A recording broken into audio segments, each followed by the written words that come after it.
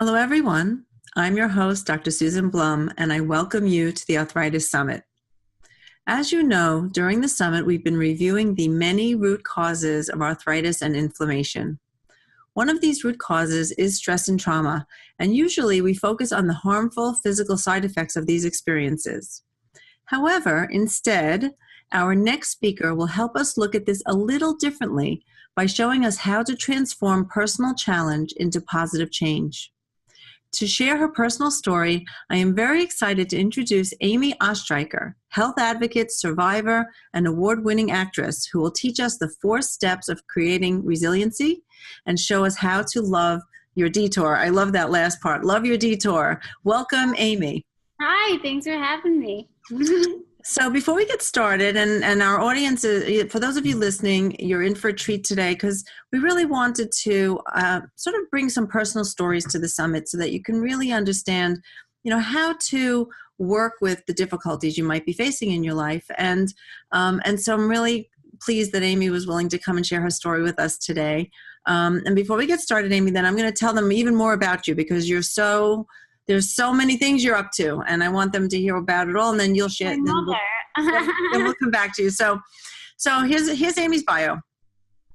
Amy Oestreicher is a PTSD peer-to-peer specialist, artist, author, writer for Huffington Post, speaker for TEDx and RAIN, health advocate, survivor, award-winning actress, and playwright, sharing the lessons learned from trauma through her writing, mixed media art, performance, and inspirational speaking. That's a lot. You're very busy. As the creator of Gutless and Grateful, her Broadway world-nominated one-woman autobiographical musical, she's toured theaters nationwide, along with a program combining mental health advocacy, sexual assault awareness, and Broadway theater for college campuses and international conferences. She has studied as a playwright and performance artist in the National Music Theater Institute at the world-renowned Eugene O'Neill Theater Center. Her original full-length drama, Imprints, premiered at the New York City Producers Club in May 2016, exploring how trauma affects the family as well as the individual. To celebrate her own beautiful detour, Amy created the hashtag #LoveMyDetour campaign to help others cope in the face of unexpected events. Detourism is the subject of her TEDx and upcoming book, My Beautiful Detour, available in December 2017. As Eastern Regional recipient of Convitec's Great Comebacks Award, she's spoken to hundreds of healthcare professionals at national conferences, and her presentations on diversity, leadership, and trauma have been featured at National Mental Health America conferences, New England Educational Opportunity Association's 40th Anniversary Conference, and have been keynotes at the Pacific Rim Conference of Diversity and Disability in Hawaii, the Eating Recovery Foundation First Annual Benefit in Colorado. You've been a lot of places. She's contributed to over 70 notable online and print publications, and her story has appeared on NBC's Today, CBS, Cosmopolitan, among others. And today we're going to get the benefit of hearing from you just directly, face-to-face, and we're so happy to have you here, Amy. Thank you for joining us again. Thank you. Now I see your website is amyoes.com. Would that be where people would find you? Yeah, because who wants to spell the whole last name? I don't. Right. So I said it as Amy OES, and I don't know if that's how you say it too, but that rolled off my tongue really easily. All right. So let's jump in. I mean, I was, I think everyone, I tweaked everybody's sort of curiosity now, and maybe you can just start by sharing your story with everybody. Yeah. So I grew up like a healthy, normal kid, I guess, my entire life, and I was very driven towards musical theater. That was what I wanted to do. And then, at 17, I was sexually abused by my voice teacher, which was a big trauma in my life, and I just kind of froze. And I don't even remember anything that happened. And then, I didn't tell anyone for months and months and months.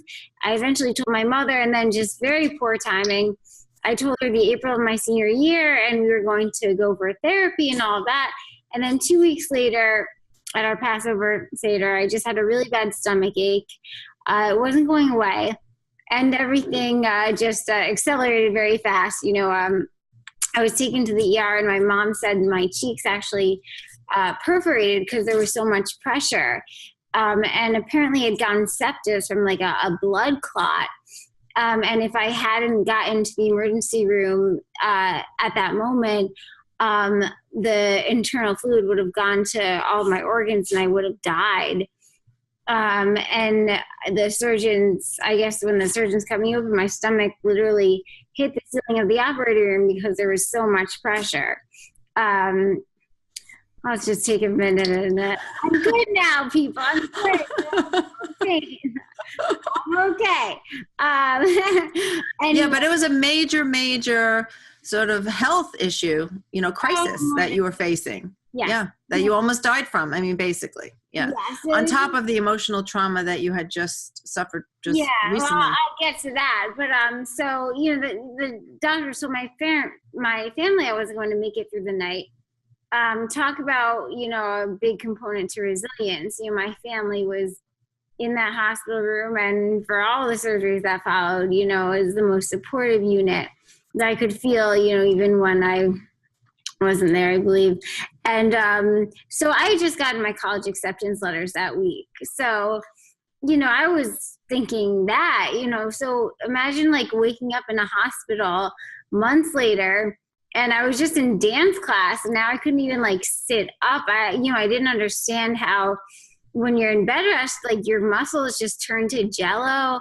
I was a dancer, and this nurses left me on my right side for all those months. So I got like really bad neuropathy in my right leg. And so I couldn't walk on it. And, I have all these people like, telling me how much better I'm doing. And my family's like made this home, and my brother's like dating like the night nurse. I'm like, what is this world?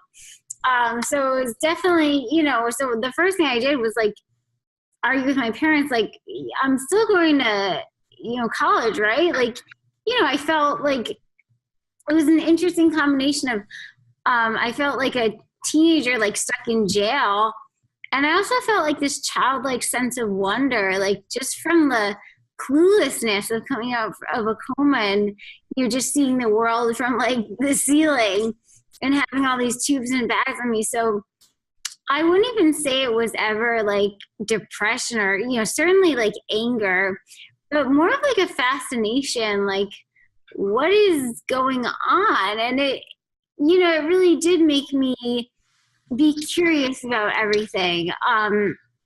Again, I don't think it would have been that pleasant if I didn't have such an amazing supportive family with me the whole time, which is kind of funny when you think about it. We were all crammed in one ICU room together.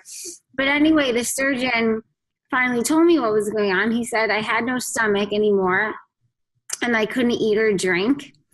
And he didn't know if I'd ever be able to again. So, talk about like, wait, what?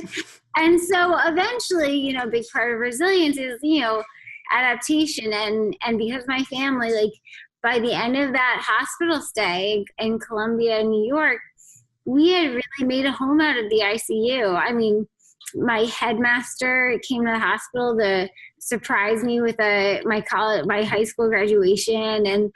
And we really felt as comfortable there as we could. Like this was our new normal. So then it was a total like smack in the face when the surgeons were like, okay, you're not really medically in crisis anymore. So, you can go now. But, I still didn't have a digestive system. I still couldn't eat or drink. I was discharged home on IV nutrition. So I was petrified. We all were, because it was one thing being in the hospital in your nest when you're barricaded from food or like normal life. But then, I was so anxious coming home thinking like there are sinks and food and people and more than that, like, what am I supposed to do? My friends are off at college, like I'm supposed to be like doing something. And I was just at home on an IV pump. So it was definitely scary. But I coped through creativity. I've always been a creative person, and that was kind of the first thing I discovered. I mean, I learned that when you can't have something, you become obsessed with it. And so I just became so obsessed with food. But, I played with that obsession. And I started a chocolate business so I could just have an excuse to like decorate candies. I got the lead role in a musical as soon as I got home from the hospital, and I couldn't drink or eat, but it got me through because I felt that community. And I think like creativity is one of the main components of resilience. And another skill I talk about is hope, which I first really learned coming out of the hospital because, I learned that like hope is like a lie that you tell yourself. And sometimes you have to make your own hope. So as soon as I got into the hospital, I got like a big countdown board and I wrote like 7 days so I can eat again, 6 days, 5 days. And when it got to 0, I just did it again, and I knew it wasn't happening, but I needed a reason to get from one day to the next, even if I had to make it up. So that was a big part. And it was definitely tough with no end in sight. I mean, what took so long is that not really the healing, but we had to find a doctor that knew what to do with me, knew how to create a digestive system because, there was no like thing, for this. So long story short, after 13 surgeries, they made like a little digestive system for me. And that was great. And life was going to be good. And then my wound exploded and I was air vac'd across the country. And really all my hopes were shattered. But again, this is where creativity was such a guiding light for me because stuck in the hospital, my mom started getting me like art supplies and I picked up a paintbrush and I had found a way to really express things that I couldn't talk about yet, like even painting tears. And that's why coloring books are so trendy right now. And art therapy, is becoming more and more mainstream because it's amazing. Like you hear that, creating art like gives you a sense of control where there is none, but like it's really true. It seems like such a silly little thing, like doodling on paper, but it's just, I think at those times where we feel like so cut off from the human race, we're longing for some kind of, connection or something who can hear us, and in that creating, some magic happens. And I know it was magic enough to get me through that really rough time. So again, fast forwarding, we're talking like ups and downs and wounds exploding and all this fun stuff. It turned into, 27 surgeries and 6 years without food or drink. And a lot of finding ways to get from day to day and not think of the big picture until I eventually was able to think of the big picture through, you mentioned all my detour stuff. I started to think about, when I was in a more stable place, like even the people that I had met from all of this, and even the things that I had done, the list of what I had done after my coma, when it got to like 10 times more than what I'd done before, I realized, that cliche that like, if this didn't happen, I wouldn't have done this and that and that. And sometimes it takes a really long time to find the meaning of your detour. And we might not know it for a really long time, but we have to kind of keep that in our head to keep going. And, there were a lot of gifts, eventually I wanted to do theater my entire life. I was so sad that was taken away from me. And I ended up writing a musical about my life, which you mentioned, Gutless and Beautiful, that I've been touring for 6 years, which has led to a bunch of other opportunities. So, I definitely say the way that I found my identity after all of this is acknowledging that, it was not going to be the same as I wanted to. Although for a while, like I thought like, if I just were like my old self, I'd be happy. We have to acknowledge that when we go through a trauma, we're not going to get back that life. And the scary part is we might not know what kind of life we're going to get. And I experienced that for a long time of envious scrolling through like my friends' Facebook feeds, thinking like, oh my God, when will be my time? But I'm 30. I just graduated college in May. And, it's amazing how things come together if you kind of keep going and accept that it's going to be a different path. So that was what kind of inspired my thing. And I gotta say, I always forget to mention this, and I always forget that I should mention it, but I can eat and drink now. Okay. Good. Always like, isn't that a given? But no. So yeah. Well, that's very nice to know from, as I'm listening to you, that makes me feel better knowing that you can eat and drink now. How long have you been able to eat and drink now? Couple of years, or where are you? Yeah, for a while it was on and off because my wounds would open, and the surgeons, because that disconnect where it's like, oh, you're on IV nutrition, you shouldn't be hungry. They would say, oh, if you develop a fistula, which is what I have, they would say, oh, just stop eating and drinking and it will naturally heal on its own. So it'd have to become like a faucet, and like 1 second, like it's like, okay, let's clear out the fridge again. So I've been eating for a few years now. All right, good. Yeah. So I'd love to come back to the whole idea about detourism. Yeah. And one of the reasons, look, a lot of people listening to the summit, it's a summit on arthritis, and people with arthritis is a whole spectrum. For those of you listening, you know this already. Some people have just mild arthritis, mild joint pain, and it impinges their life in just, a minimal way. For some people, though, I've had patients with a severe rheumatoid arthritis who came in to see me for the first time. They were pretty much crippled. Their lives were really, I had a patient, well, this is just one example. She couldn't put her own bra on in the morning, really couldn't use their hands. And actually, when you're saying about painting and using that as an outlet for creativity, maybe we'll talk more about other ways too, because people with arthritis who are very crippled, that might be a little hard for them. But it does, one of the things I found so compelling that I love to bring to the summit, this conversation about, people suffer. A lot of people have chronic health anxiety, and they worry so much about their future, and they're in chronic pain. And, these are when we can turn and look at these as where are those silver linings? What's that's sort of what detourism is, right? This is a detour from what maybe you expected your life to be, but hey, let's look at it a different way. Right. And so I think it applies to anybody who's suffering or something's happening in their body that they wish wasn't, or it's affecting their ability to live the life the way they thought they were. Right.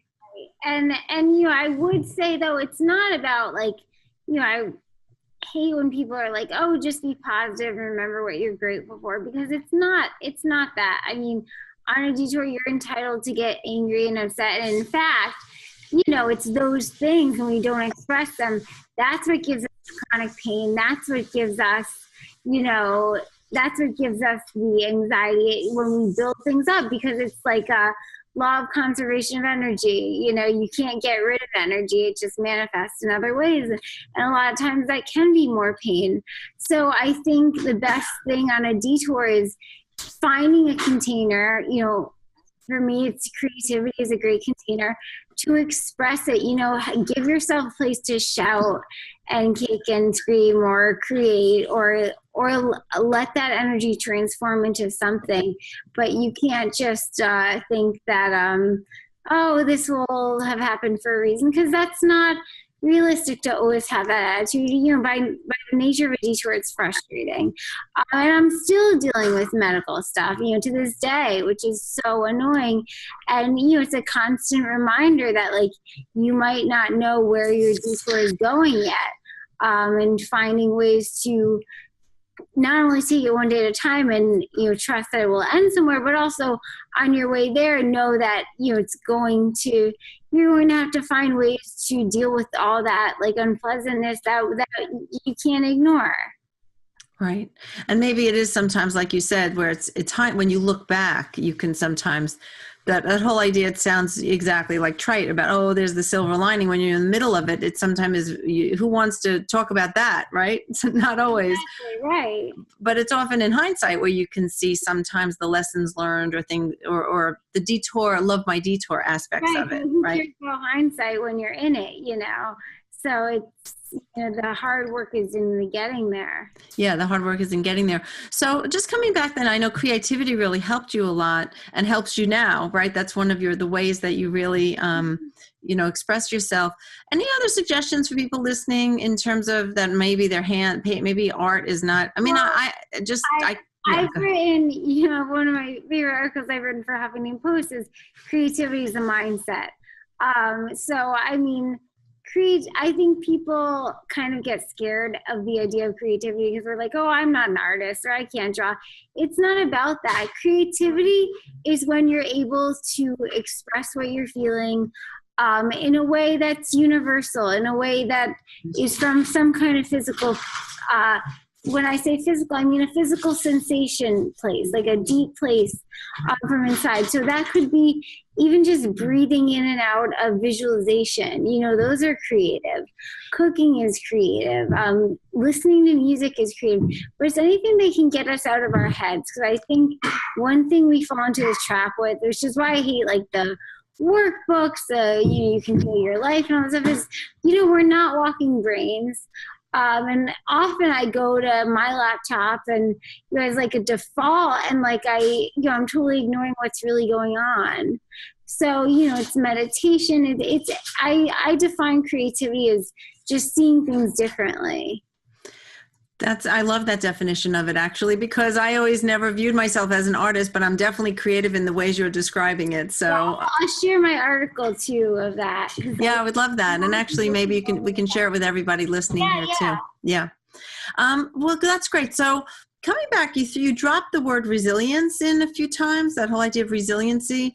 I love that word also, but I'm wondering if you can sort of define for people listening, what does resiliency even mean and why does it matter? I think resilience is being able to bend and shift. I think of it as something pliable, and being able to, it's interesting that fluidity forms, some kind of toughness, that being able to adapt. And I think resilience is being able to make a home wherever you are, including when it has to change. And I think the biggest part of resilience is when things shatter, being able to pick up the pieces, but, reassemble them into like a mosaic, into something different.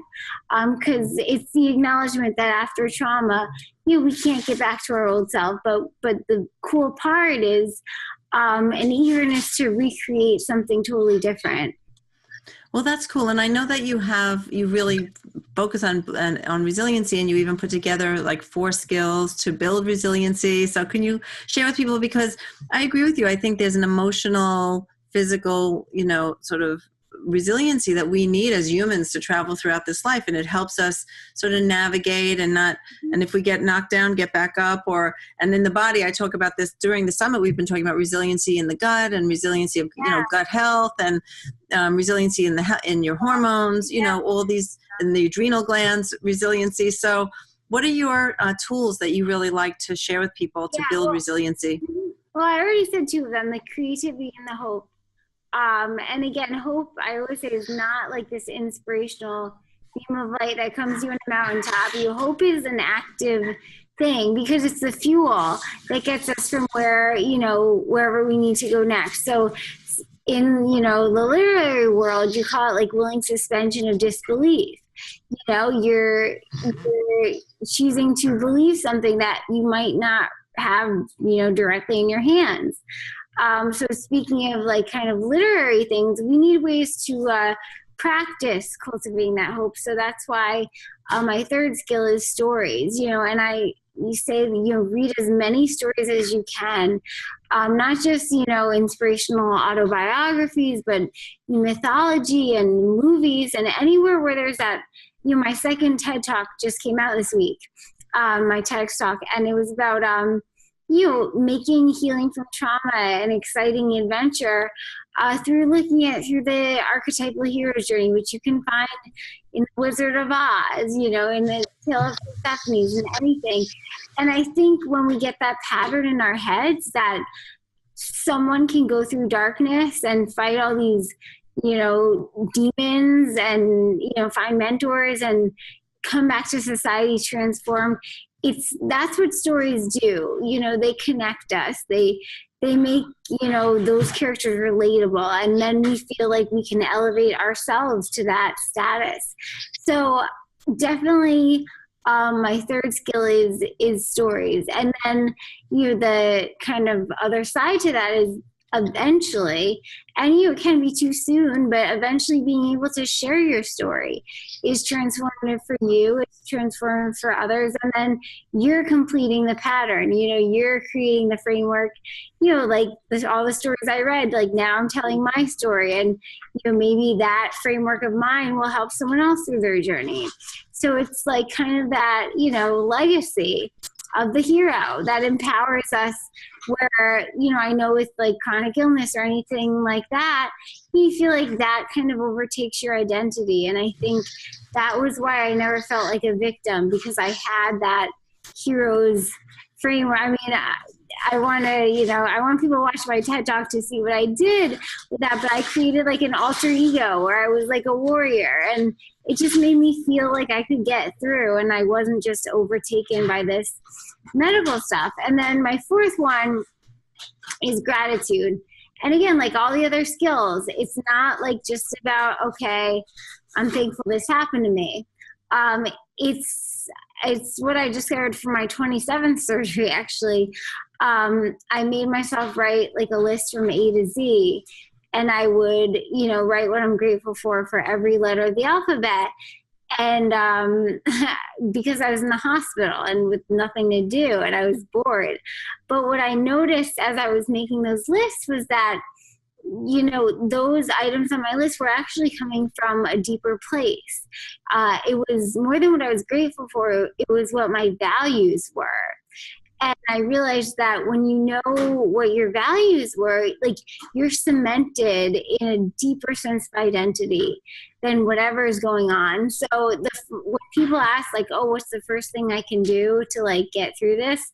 Like as silly as it is, I'm like, what, make an A to Z gratitude list and just keep doing it and start noticing like the themes that arise, and really just focus your vision on them.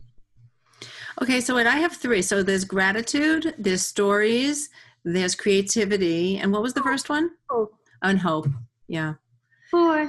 4. Yeah, no, that's really great. And it seems to me that that's something you have to be mindful of every day, right? Like working on those things, right? Yeah, so is that how you sort of use these skills to get through what your everyday life is? You don't have to be like, have your checklist and like, okay, I did my hope, I did my, but they're all related too, Yeah. They all kind of flow into each other. Yeah. Things to keep in your awareness, definitely. Well, so can you share with everybody then, so anything else about your story that I forgot to ask you? Because, I mean, there's so much, I'm sure, and I know you tried to keep it short for everybody, before we move into you telling us everything you're doing and the ways you can share more about your work. I mean, I was in such an abnormal situation from everything that, I started thinking of it as a detour simply because I didn't really know what category I belonged in. Like, was I this illness? Was I that? But I think that was like a benefit. And I've seen, the more I talk about detours, how it draws people together, because it's not about, I never think we should find our uniqueness based on what we've been through. It's what we choose to do with it. And that's why I think this detour metaphor campaign thing is really catching on, because suddenly like people can find commonalities and not like, oh, nobody knows what I've been through, because that blocks people out. And you can't heal in a vacuum. You heal with community. You heal when other people know what you're going through. Not know what you're going through, but can relate to what you're going through, which was hard for me until I found this. And then suddenly, that's why like doing my show, premiering it, Gutless and Grateful, was such a transformative experience, because the musical had, an archetypal framework of like a journey that other people could take too. So yeah, there's a lot to be said for, really surrendering the unique, because a lot of times we want to hold on to that because it's like, oh my God, this new sick identity is all I have. And we almost get scared of what's underneath it because we don't know. But it's that place of not knowing that we're able to start building something fresh. Well, I have to say, just from a personal note, that the idea of the detour, when you and I had chatted before, and I read all about you, and this whole idea of a detour, I think it applies to everybody. It's really a universal, and so I think you're really onto something, because I even thought about my son, who really had to take a major detour when he was in college and leave for a while, and like he came back completely transformed. Like the detour transformed him, or is transformative, however we want to think of the language. But just like I just think it applies to so many things and so many people, and we all take detours in our lives in some ways. But then of course there are some major ones. And so, grateful for you to share your major detour and to inspire others in terms of just naming that and sort of bringing that into the, just out to have a discussion around that and to think of it that way, instead of thinking of yourself. And I think that as a sick person, because I see that all the time. People come into my office and they identify with being, I am this sick person. Physical illness too. Yeah. And you're not just the physical illness, that's your detour, right? And then, so I know, so you're doing all this, you have great stuff online, and you're an actress, and you have all these shows. Like tell everyone what you're doing and where else they could find what you're up to. Definitely go to my website, because there's so much stuff there, it's not even funny. It's true. I vouch for that. Yeah. Amy OES. Yes, and I have a lot of good resources, especially for detours. I actually have a weekly section where anyone can share their detour, and you can read some of the guest posts, which are really amazing because they're all so different, but they all have that common theme of finding themselves from their detour. And anyone can submit, any big thing, little thing. It's great. And my show, Gutless and Grateful, I'm touring, but not only the theaters, I'm doing it for schools and organizations and health groups. So, and I also book myself. So, people can contact you through your website. Contact me. It's really easy to bring my show. When I say show, I've done it in auditoriums for 800 people, and I've done it in a classroom for like 4 people. So, yeah, hey, I gotta push myself. And I do speaking. And also my book, My Beautiful Detour, will be out at the end of December 2017. And my art is for sale, all the art that I created from all this stuff. So anyway, I'm doing a lot. But the best thing you do is just send me a note, tell me your detour, send me something, tweet me at AMYOES, and can't wait for my book. Okay. Yes. Well, congratulations.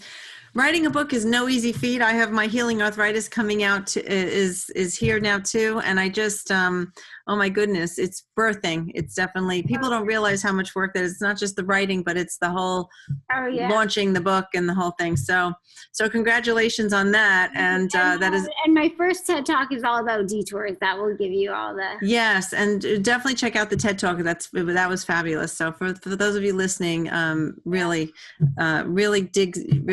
this was a taste of what you'll get from the TED Talk. So, all right. Well, Amy, anything else for our audience? And so they know where to find you now. Thank you so much for sharing your journey with us and inspiring, people think, I think of it as like trauma and transformation, in some ways, like experiencing, we all experience trauma and stress. Yeah. And there's a way that we, you really modeled sort of the way you've transformed that into something. Yeah. Else. You can take a detour workshop. I lead those. Just go to my website /grit. You'll do all these 4 hardcore skills, resilience stuff, and through creativity. So right. Thank you. Well, thank you for being with us, and everyone, thank you for joining us, and we will see you at our next speaker. Thank you.